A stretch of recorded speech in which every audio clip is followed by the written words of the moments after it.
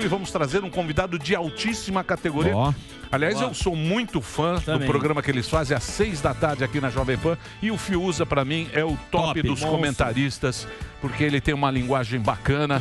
Um grande cronista. Olha lá, tá com o Abbey Road dos Beatles ali atrás, que é o melhor álbum dos Beatles. Zuzu, poderia fazer a honra de apresentá-lo? Você sabe que ele escreveu também a biografia do Bussunda. Ele está aqui com a gente, o nosso clássico jornalista Guilherme Fiuza. Seja bem-vindo ao programa Pânico, meu querido. Nossa. Salve, salve Zuzu. Alô, pessoal dos Pintos nos Is. É. Sempre. E direto ao Pinto também, que é um programa que a gente vai lançar. Direto ao Pinto. Você sabe, meu querido Fiuza, que eu não ouvi o programa, você saiu de férias. Você aproveitou suas férias aí? Você fez o quê? Não, eu fiquei trabalhando com outras coisas. Eu sou peão mesmo. Sério? É. Nem viajou nada? Ficou aí trabalhando? Nada. Fiquei trabalhando num roteiro aí. Mas um dia eu vou fazer sucesso. Boa.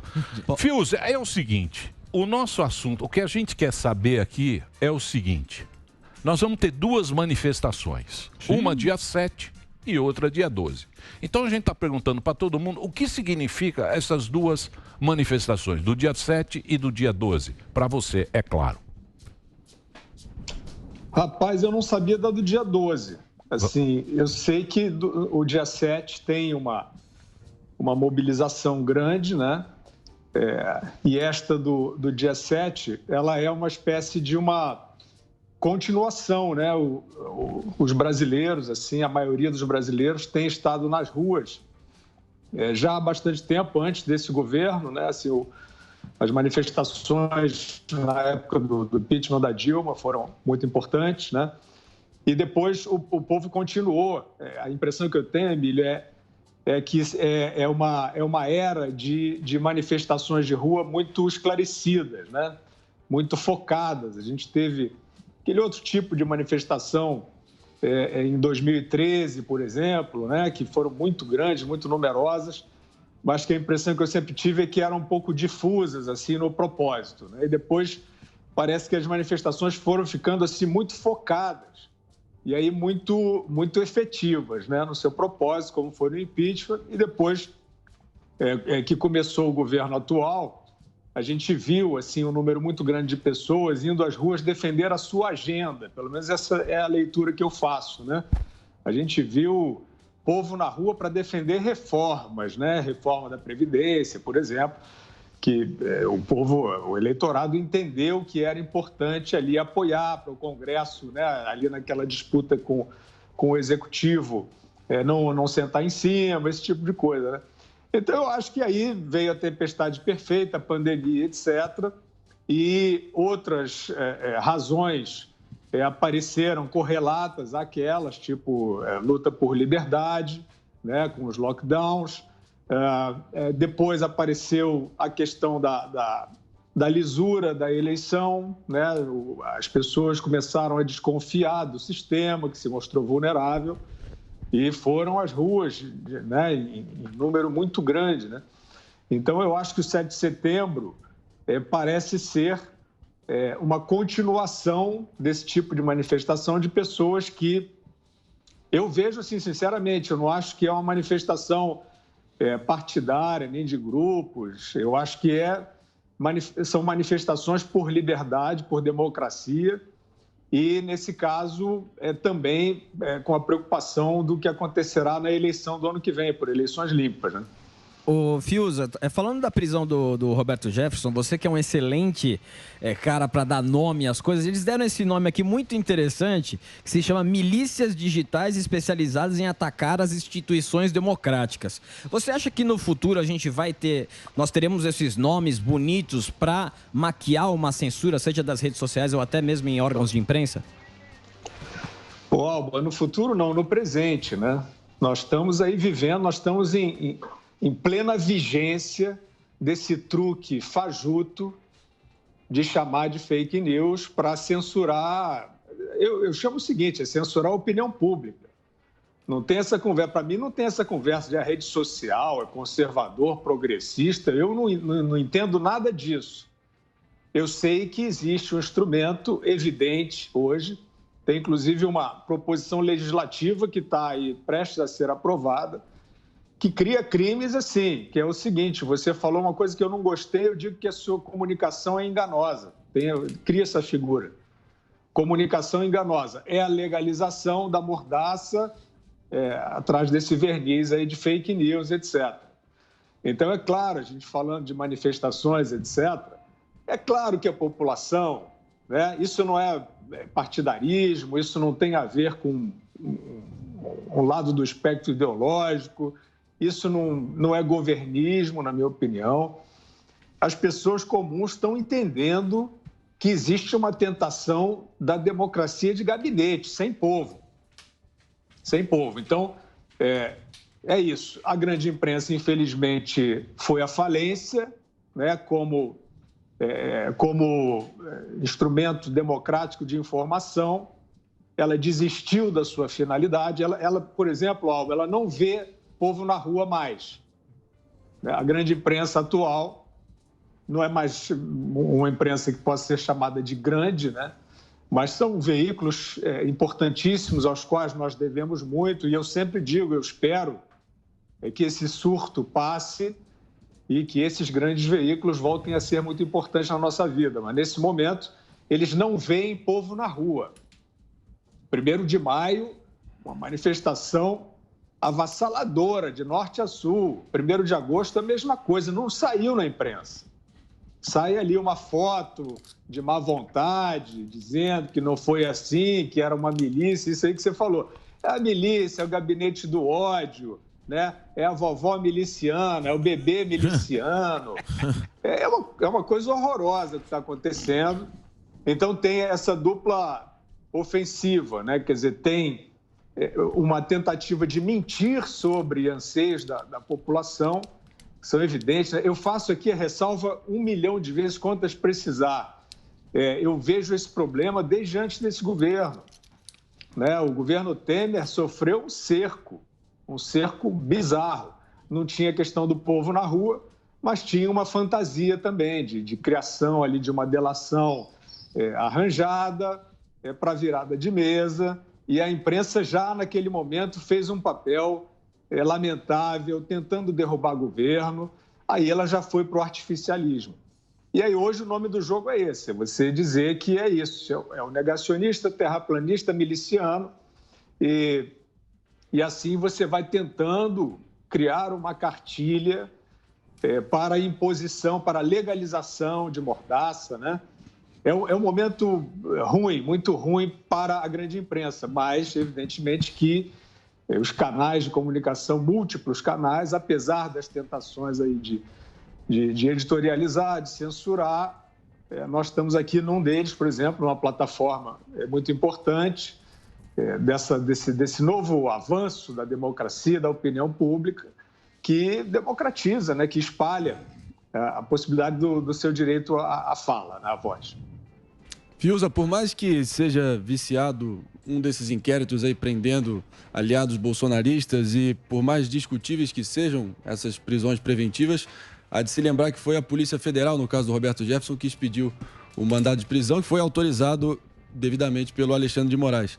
A gente viu recentemente, Fiuza, a recondução do Augusto Aras fora da lista tríplice para mais um mandato à frente da PGR. E o Bolsonaro havia acenado para ele que ele eventualmente poderia assumir essa nova cadeira do Marco Aurélio de Mello, no lugar do André Mendonça, e ser o novo integrante do STF. A Lindora Araújo, também, que é a subprocuradora aliada dele, que ajudou a fulminar a Lava Jato, também ficou de fora. Ela tinha expectativa de ser conduzida para a PGR. E aí eu te pergunto, quem tem que responder agora são os bolsonaristas que estavam acusando tanto o Supremo de ser o responsável pelas ações contra o Roberto Jefferson. Não era o Supremo responsável pela perseguição contra o Roberto Jefferson?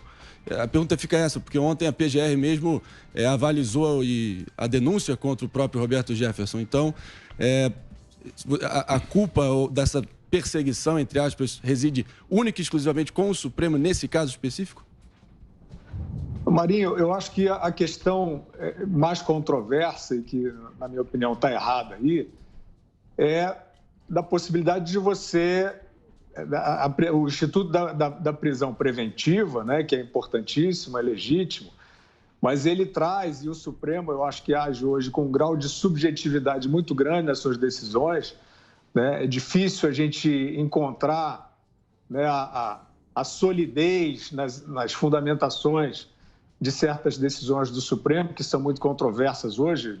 Aí não é uma cor ou um partido ou uma ideologia, né? Quer dizer, eminentes juristas consideram que o Supremo Tribunal Federal hoje está numa interpretação muito livre. Alguns chamam até de consequencialismo, né? Que eu acho que é um pouco você dourar a pílula, né? Eu acho que é subjetivo o direito. A prisão preventiva é um instrumento do direito que carrega subjetividade na sua possibilidade de fundamentar. E eu acho que nesse caso do Roberto Jefferson está acontecendo isso, assim. Tudo que você mencionou de procuradoria, da própria Polícia Federal, eu acho que isso tudo está correto, né? É um político que tem estado aí em conflito, né, com autoridades, eventualmente agiu de forma provocativa, de forma inflamada. Isso pode ser, sem dúvida alguma, objeto de processo, né, a ser julgado. Agora, o fato dele estar preso é que eu acho estranho, porque o que fundamenta a prisão preventiva, né, do Roberto Jefferson? Aí entra, né, nessa questão que você também mencionou, do desenho desses inquéritos modernos aí do STF, que eu acho que são perigosos por isso, porque eles são literários, né? Você tem o inquérito que sucedeu aquele inquérito dos atos antidemocráticos, que eu li, assim, né, a base da criação dele, e é uma subliteratura. É uma história de que tem isso que o Alba estava falando, né? As palavrinhas-chave. Tem uma organização criminosa que atua para propagar o ódio, a fake news, etc, etc. Sempre essa conversa mole, isso é uma conversa mole, isso não é direito, né? E aí, a partir disso, vai lá o condutor do inquérito, olha para você e diz, olha, você faz parte dessa orcrinha aqui que atenta contra, quer destruir os poderes da República. Tá escrito lá, quer destruir o poder legislativo, quer destruir o poder judiciário. Então, eu reconheço em você uma ameaça à ordem e eu vou aplicar sanções contra você. Então, acho que o Roberto Jefferson estar preso é uma decisão onde eu não encontro a fundamentação. Eu acho que ele poderia, sim, talvez até deveria estar sendo processado e se defender, mas a prisão preventiva, né, como você fala, este elemento representa uma ameaça inexorável, imediata à ordem das instituições, à integridade, ele tem que estar em cana. Eu, neste aspecto, eu não consigo ver a boa fundamentação dessa decisão.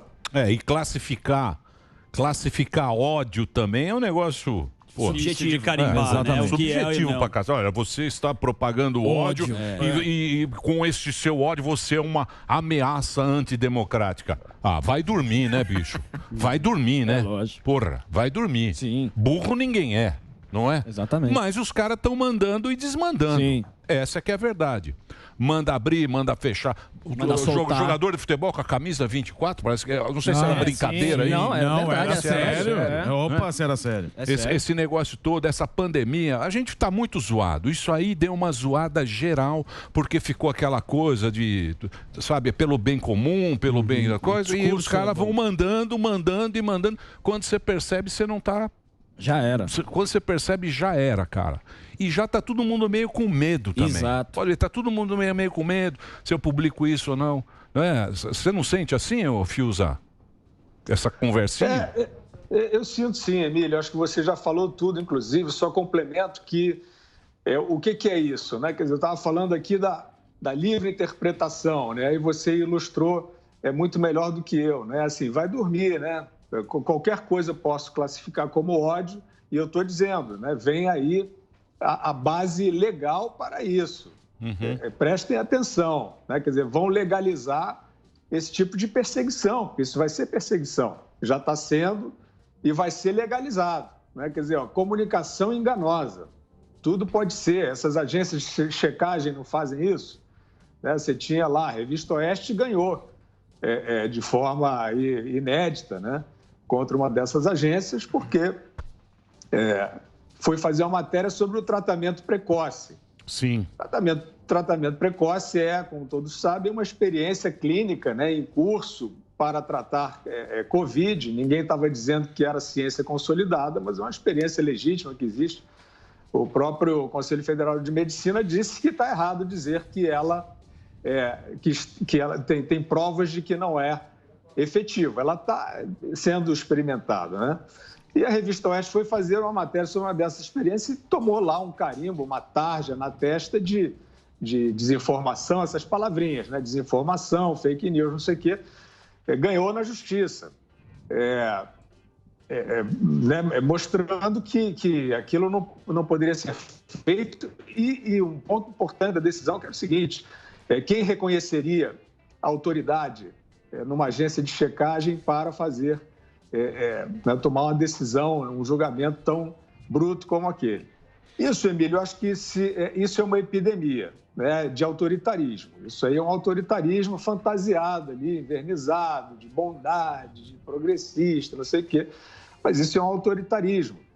Então, hoje, eu vejo que... E não é só no Brasil, né? Vamos prestar atenção, assim, acho que sim. em tudo quanto é lugar, né? Sim. A gente está vendo um ensaio, a humanidade está fazendo o seguinte ensaio. Vamos ver o que acontece se a gente virar as costas para as convenções que a gente criou, porque a civilização é tudo convenção, entendeu? Assim, não é a lei do mais forte, porque nós convencionamos que não é. E aí nós, depois de muito sofrimento, depois de muitas guerras, depois de muita conflagração, nós criamos convenções, princípios. Aí, então, você usa a força, você tem a polícia para usar a força para cumprir aquela convenção que você criou. De repente, a brincadeira é essa. Vamos ver o que acontece se a gente interpretar de outro jeito? Se a gente disser que o direito indica que você é culpado porque você falou aquilo que eu não gostei... Então, é esse o exercício perigoso, brinquedo perigoso, macabro hoje, né? No mundo todo. Porque a própria Constituição é para proteger a gente, né? Sim. É para proteger a gente, é uma Constituição para proteger. Agora, você sabe uma coisa, cara? Você sabe um negócio que eu estava vendo, Samidana, você que é dos números? Por exemplo, nos Estados Unidos estava saindo, o CDC, ele publicava os vacinados que estão... pegando o Covid, né? A pessoa vacina. Há 3 dias eles não estão dando mais esse número. Sumiu. Por que eles não estão dando esse... Ou seja, o cara tomou as 2 doses da vacina e contraiu o Covid. Eles não estão dando mais esse número. Eu não sei por quê. Por quê? Pergunta a você, que é da mídia pitch. Você que é global, meu amor. Eu sou da Panflix. Hã? Eu sou da Mídia Panflix. top. Beijo pro Tutinho, que faz um lindo trabalho. Eles não estão dando mais esse número, não está saindo mais. Não sei por quê. O Fauci. Ele não está mais dando esse número. O Fauci é um cara que ficou desmoralizado, né? Teve aqueles e-mails, ele é um cara... Será que eles estão querendo que... Sei lá, bicho. A gente não sabe, não mostrar que não funciona, ué. Eles não sabem, cara. O Zeballos veio aqui e falou. Só rapidinho, só para... O Zeballos, os caras estão xingando o Zeballos. Vamos pro Zeballos veio aqui e falou por quê. Marinho, você já fez sua pergunta? Mas eu já fiz. Pode dar uma aliviada um pouco? Zuzu? Vi um belo documentário do nosso querido Bussunda. Ele já falou. Sim, aqui. da Globo. O Bussunda, os pais eram comunistas. Ele também era um cara ativista que ia lá na faculdade. Você acha que hoje Bussunda ia ser cancelado tanto pela direita quanto pela esquerda se ele estivesse vivo, meu querido? Zuzu... É difícil dizer. Agora, eu acho que não apareceria o Bussunda hoje, né, como ele apareceu, porque a irreverência, a verdadeira irreverência está proibida, né? Boa. A gente vê o novo humor, né, as novas formas de humor, eu adoro várias e tal, mas elas estão quase sempre voltadas para uma mensagem, né, uma mensagem subliminar, uma mensagem explícita, afetando um suposto valor, ou de direita ou de esquerda, não sei o quê. Então, eu ressalvo, eu vejo muito talento assim, nas gerações novas e novíssimas, Mas é um humor... Hoje, a gente está numa onda moralista, né?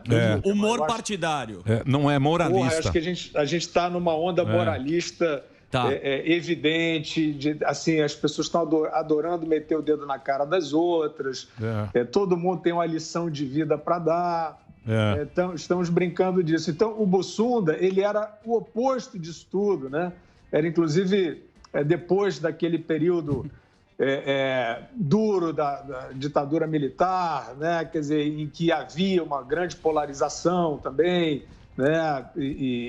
Enfim, né? A história passou ali por um momento tenso e a polarização até era compreensível. E o Bussunda é de uma geração de humor que vinha falar assim, olha, vamos rir da vida, rir da morte, porque a gente tem que rir da morte também, por incrível que pareça, né? Quer dizer, o humor... Ele pode, se for bom, bem feito, né? Ele pode trazer a irreverência sobre tudo, sobre as coisas da vida, né? Certamente, um flagelo terrível como esse que nós estamos passando no mundo todo, né? Ele é passível de uma visão também com humor, né? O grande humorista sabe fazer isso, né? Sem escarnecer do sofrimento.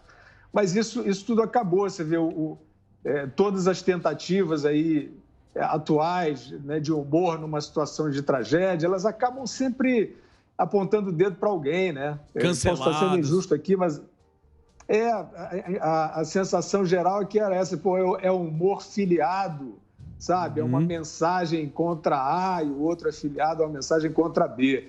Eu acho que isso assim, inverte o próprio DNA do humorismo, né? E o Bussunda representava uma liberdade que, nesse momento, eu não vejo. Eu preciso fazer um break rapidinho. É só para rede, né? Isso. É só para rede. Então, Reginaldo, manda lá. A gente continua aqui no Panflix. Hoje o Fiuza conversando com a gente. Guilherme Fiuza, que voltou das férias, mas trabalhou. Sim. Uma discussão. Pois não. Quem vai fazer a pergunta? Eu. Deixa o Sami uma. Peraí, você tá... Calma aí. Já fez aqui. Eu converso hoje com o Fiuza. Deixa eu perguntar para ele o seguinte. E a passeata dos... Passeata, ó que velho. Passeata é muito antigo. Mas é legal, passeata é legal. E a do sapatênis? A outra é do sapatênis. Marinho que está organizando. Que é a chapa-tênis do Marinho. Dória está subindo. Isso. Marinho O Dória é o SpaceX. O encontro é no France Café. O Dória está subindo agora. Tá subindo. Sim. Você vai ver. Você não acredita em mim, né, Marinho? O que você está bravo aí? Fala aí, Marinho. Deixa eu falar. Rótulos, associações que só existem nas cabeças dele. Passeata, não. Antalho, Marinho. Passeata do Frappuccino Moca. Uma hora a verdade, uma hora a verdade vai aparecer. Você vai, Eu a acho máscara engraçado. vai sair. Quem me acusa de ter associações é normalmente quem tem essas Eu quero o bem coletivo. Bem da nação. O bem coletivo está acima do indivíduo, certo? Tá certo. E a chapa-tênis que vai fazer a manifestação. Porque o sapatênis todo mundo sabe o que é. Tá brigando com o Não é nenhum tênis, nenhum sapato. Não sabe o cara sai e fala, o que você tá... Pode ser uma coisa, pode ser uma coisa ou outra. Que vai ser do dia 12. Que o Marinho vai estar lá. De patins. De patins. Tal. Capacete. E essa manifestação do dia 12, como é que você vê isso aí, ô Fiuza? Interrogação. Não, eu realmente não estava sabendo, Emílio, assim, mas eu acho que toda manifestação é legítima, eu acho que isso é democracia, né? Eu acho que quem acredita que, se for uma questão, né, em relação ao governo, porque, como eu falei, tenho visto manifestações assim, e várias delas eu considerei louváveis, porque, por exemplo, teve um momento em que o lockdown virou uma política totalitária, violenta sobre o cidadão, e eu acho que era preciso uma manifestação para dizer, olha, isso não é uma política de segurança sanitária, né? Isso é perigoso. Vocês estão usando como pretexto para controlar e bater nas pessoas, e isso sendo, os humanistas sumiram, né? Pelo menos aqueles de plantão, assim, a gente vendo aquelas cenas horrorosas, não nos livramos disso. Então, eu vi muitas manifestações que são das pessoas querendo que a vida melhore. Aí, o Paulo Guedes é o cara que está no governo, à frente da agenda econômica. Bem, tem reformas que são aí reconhecidas no mercado como reformas que o mercado reconhece como positivas, né, para a ascensão socioeconômica do país. Então, as pessoas apoiam. Eu vejo muito assim. Agora, quem acha que o governo, o projeto político que está aí é imprestável, né, e muitos se apresentam assim e acham que não tem... não dá nem para conversar, alguns acham que, inclusive, teria que cair logo. Eu acho que tem que dizer isso mesmo, né? E se conseguir ser honesto, eu sempre digo, Emílio, o seguinte: por que o Bolsonaro não tem, até hoje, oposição? Não tem oposição, né? Ele tem um choramingo patético, né? Um nhenhenhé, umas tentativas de criar uma ideia de que ele não é um líder representativo. E aí, para isso, você finge que o povo não foi para a rua, né, quando é em apoio a ele. Então, isso é ridículo. Isso não faz bem ao país, eu não gosto disso. Acho que o país precisava ter uma oposição forte, né, que não foi o Sérgio Moro, que não foi o Dória, que não foi o Mandetta, todas essas tentativas patéticas, né, de oposição. A oposição hoje tinha que ser assim, olha, você mostra o que tem de positivo acontecendo e você mete o pau no que tem de errado. Tem muita coisa para ser criticado. Eu acho que esse apareceria como terceira via, sei lá o quê, mas a gente não vê esse tipo de coisa. Então, no momento, sei lá, tem um ano até a eleição, mais, né? Eu acho que se aparecer alguém com essa ideia simples, né, de parar de fingir que tem um enviado de Beelzebub matando todo mundo e fizer uma crítica sólida, vai machucar a situação, entendeu? Fizeram uma crítica responsável, né? Atuar de uma maneira propositiva, que a gente não vê, né? Os liberais viraram todos liberalóides, né? Tem uma agenda lá de desburocratização, ele não quer ver, não quer saber, ele tá com nojo disso tudo, dessas pessoas que falam alto, que são tão rudes, mas eles recebem o Alexandre Frota no PSDB como a dissidência do fascismo. É uma palhaçada, nada disso dá para a gente levar a sério, né? Então, eu acho que tem um grande espaço na política brasileira para o espírito público, para aquele que chegar e dizer, olha, tem vários aspectos, por exemplo, esse programa de imunização aí do Ministério da Saúde, eu acho uma vergonha, eu acho uma completa irresponsabilidade, né? Eu tenho falado disso de uma maneira muito incisiva e eu vejo pouca gente fazendo as críticas que deveriam ser feitas a esse e outros aspectos do governo, né? Eu acho que quem fizer isso, né, quem fizer um aceno, olha, tem uma agenda, por exemplo, de reestruturação da área de transportes, de toda a malha viária, tem ou não tem? Tem, a gente está vendo, sem corrupção, tarará. Então, isso eu quero manter. E aquilo que é uma porcaria, eu quero fora. Eu acho que alguém que faça, né, um deles, não pode ser esses aventureiros, mirins, né? Tá cheio de mirim na política brasileira. Cadê os adultos, né? Quando aparecer um homem ou uma mulher adulto para fazer isso, eu acho que muda todo o jogo. Eu acho que muda todo o jogo. Eu acho que o governo aí o governo teria que sair desse fla-flu também, né? Porque é isso, querem depor o governo de qualquer maneira e o presidente grita, olha, estão querendo derrubar. Aí o povo vai e diz, não, assim a gente não quer, né? Então, quando aparecer alguém, assim, com um pouquinho de maturidade, eu acho que muda esse jogo aí atual. Olha, eu até concordo com o teu instinto aí, Fiuza, no sentido de que estamos no dia 1º de setembro de 2021 e a tal terceira via continua encastelada, esperando ser clamada pelo povo e lamento informar que não vai. Não vai. Se não alguém de fato não levantar a mão, não tá nem aí. Não vai. Mas vamos ponderar aqui, sem dogma de fé, como diria Ciro Gomes, porque a reeleição do Fernando Henrique Cardoso foi muito ameaçada pela questão do racionamento de energia, que foi uma questão bem difícil que ele teve que lidar. A reeleição do Lula, por sua conta, foi também bem ameaçada pelos escândalos de corrupção do Mensalão e a reeleição da Dilma também pela inflação galopante e pelo desemprego crônico e pela economia sem rumo, né? E acaba que no cenário atual, com o anúncio do PIB, com todo o histórico que pelo menos em 2018 não existia, de todo o histórico de rachadinha na família. E também eu queria te perguntar, o Bolsonaro se vê diante de uma situação bem parecida, crise hídrica, a questão de várias denúncias de corrupção e finalmente... Então, beleza, fala se vocês quiserem, mas o fato é o seguinte. A pergunta é essa, ele se vê em volta dessa conjuntura em 3 frentes. Você acha que, por causa disso, ele merece... Hoje foi que você esqueceu de falar que ele é genocida. Eu nunca falei isso. Você esqueceu esse é o erro de vocês, de colocar todo mundo no mesmo balaio, de generalizar.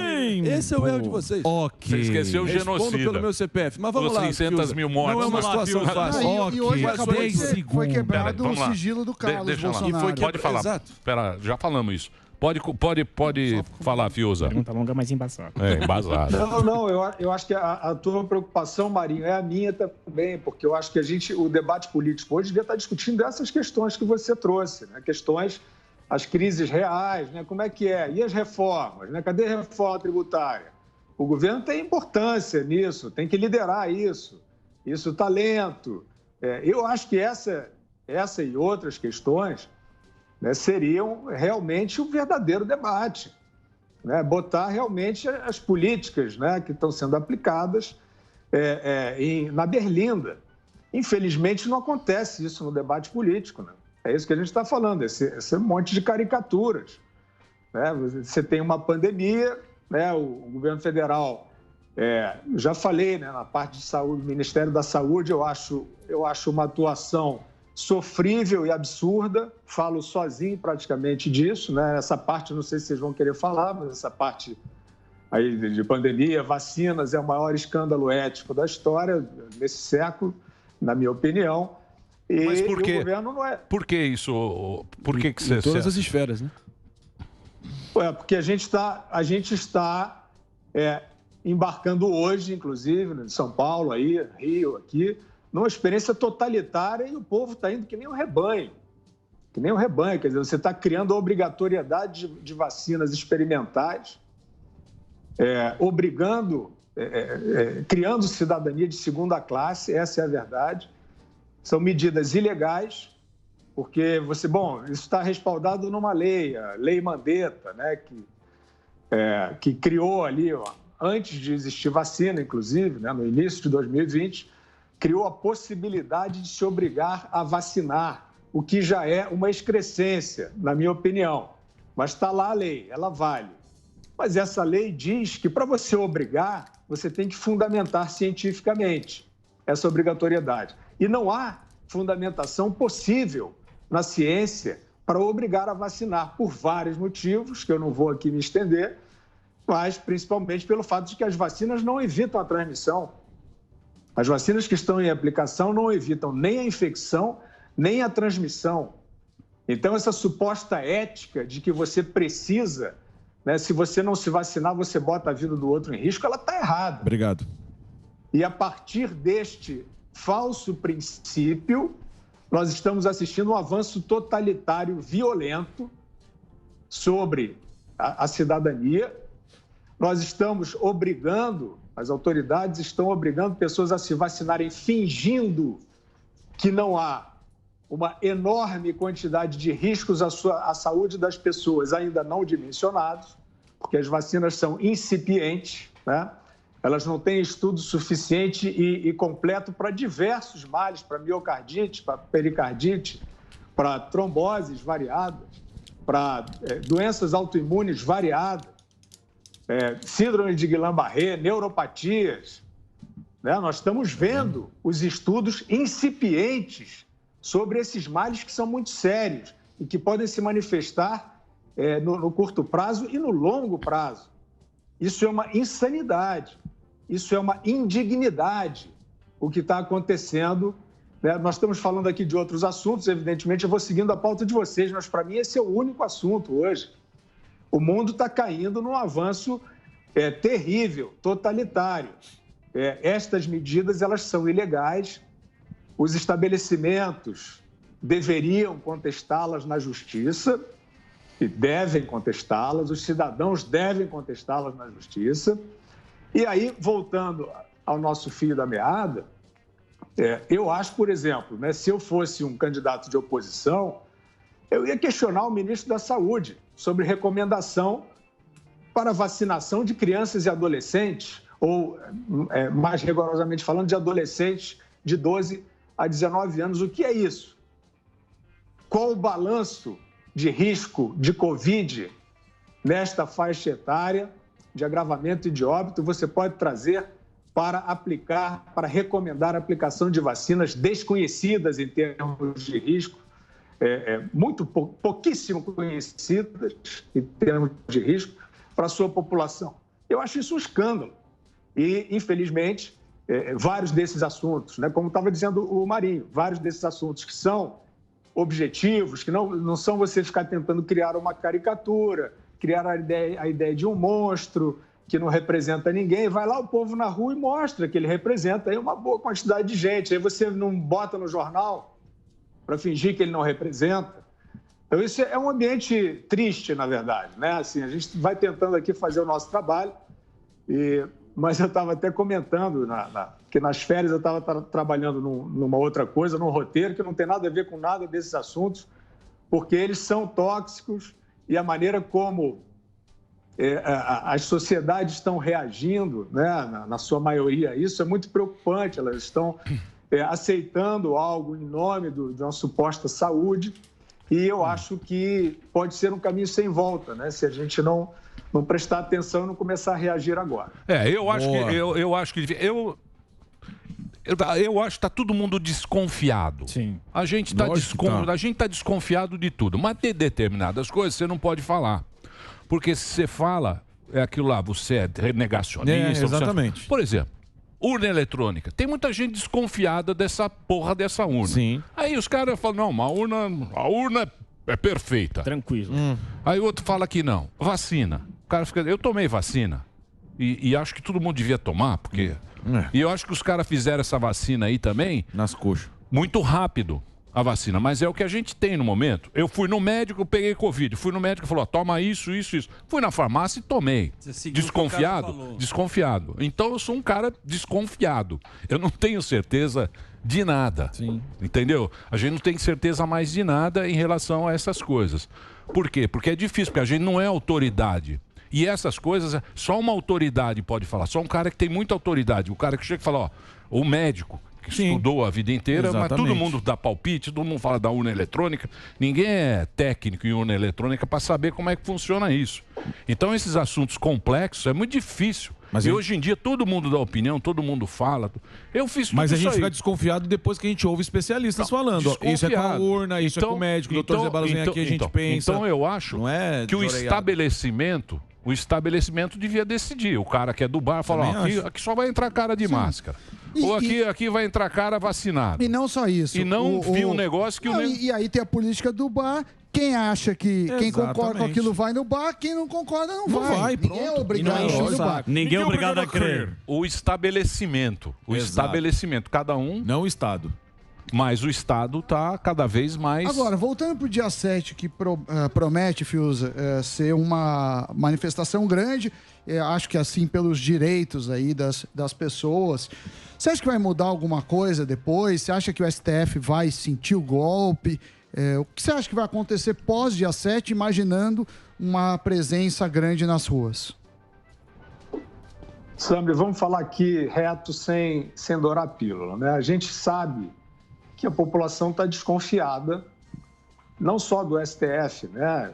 Falamos já de governadores, né? O Congresso, eventualmente, com certos movimentos. Agora, tudo aquilo que circundou a questão do voto auditável foi muito suspeito. E não é porque a gente queira dizer, que a gente queira fazer política, botar lenha na fogueira. Eu sou da harmonia. Até ouvi uma notícia aí que o Temer ia ser um emissário do Alexandre de Moraes para conversar com o Bolsonaro. Eu estou nesse time aí. Você não confia no Temer, não confia no Moraes, no Bolsonaro?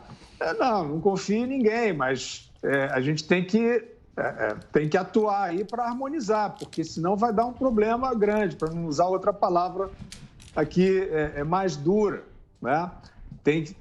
Vai ter que aparecer o bombeiro, tem que aparecer. Eu acho que o Temer poderia ser um bombeiro. Ele lutou 1 ano e meio contra uma conspiração, tentou derrubá-lo, coragem ele tem. trânsito ele tem. Por que não? Né? Eu sou a favor, eu estou nessa ala aí. Né? Tem que pacificar. Agora, a dificuldade de pacificar é porque as instituições, quer dizer, o STF, com essas campanhas que ele faz, contratando militante partidário, né? que é oposto, inclusive, à situação.